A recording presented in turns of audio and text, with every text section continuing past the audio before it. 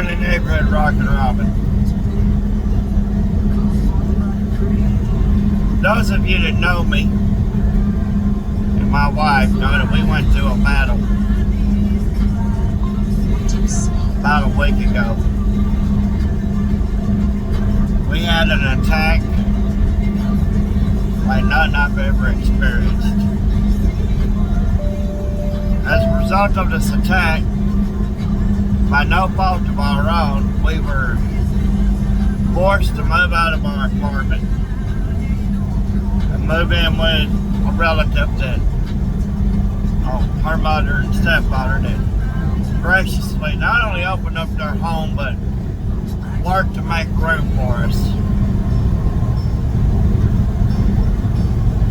As we were packing quickly and trying to move out because we were given a limited time, I was standing in the living room of our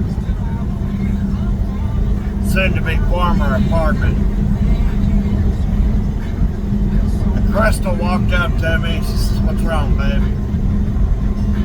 I said, "I don't know what we did to end up in this battle. I don't know why this attack is happening, why this storm is happening." She said, "I don't know." I said, "But I'll tell you what I do know." I said, "Jesus is still King of Kings, Lord of Lords. He's still on his throne to this day. And he can overcome any storm, and as long as we got him, we're going to be okay." I say this because I've been thinking a lot about storms lately.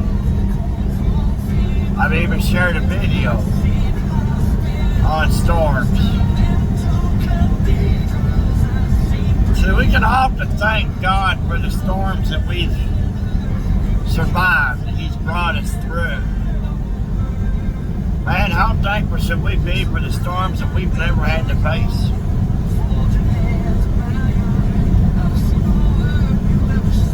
I seeked advice from many people during this storm, and they weren't sure how to help us. They've never faced a storm like that. Several of them said, "Thank God I've never had to face that storm, and brother, I'll be there with you in whatever capacity you need me." And that's really the key. That in the midst of the storm, we need to acknowledge who the one is that calms the storms. And oftentimes prevents them from ever even coming up.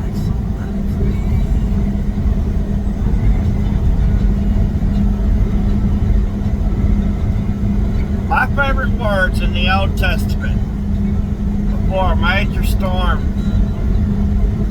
tragedy was to befall the Israelites, plague or whatever.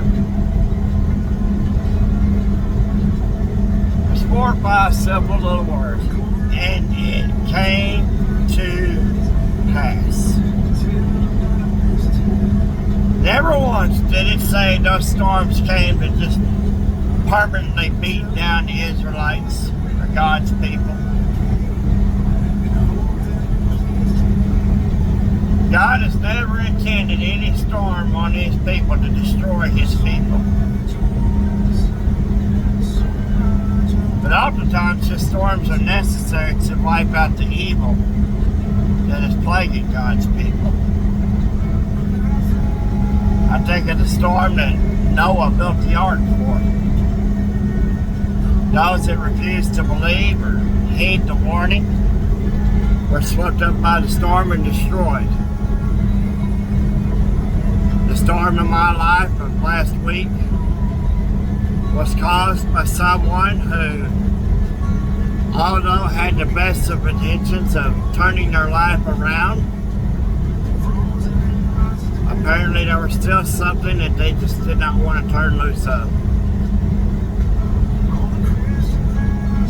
It hasn't destroyed them yet, but it's got him in a very real place where they have to look at it, figure out what to do next. How did they get here? So if you're in a storm today, I often think of someone that falls into a raging river and they see a limb of a tree or a log, and they're able to grab a hold of it. And even though they can't pull themselves up out of the raging water, they're able there to maintain their position so either the raging water calms or a helping hand can pull them out of it. So I'm telling you, if you're in a storm, chances are this is something you ain't never encountered before and you have no idea how to navigate the raging water that's coming upon you. But let that limb be the love of Jesus Christ and acknowledging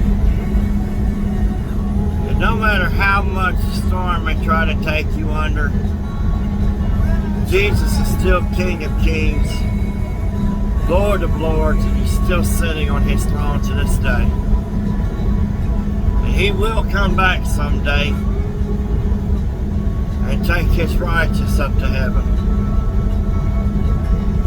I look forward to that day. And I hope as many of y'all are watching this video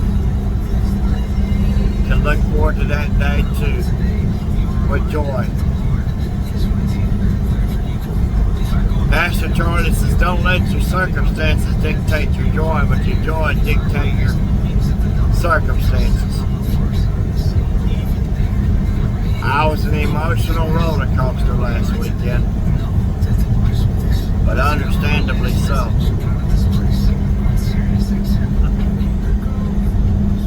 So no matter what storm I face going down this road today, on my way to Alabama,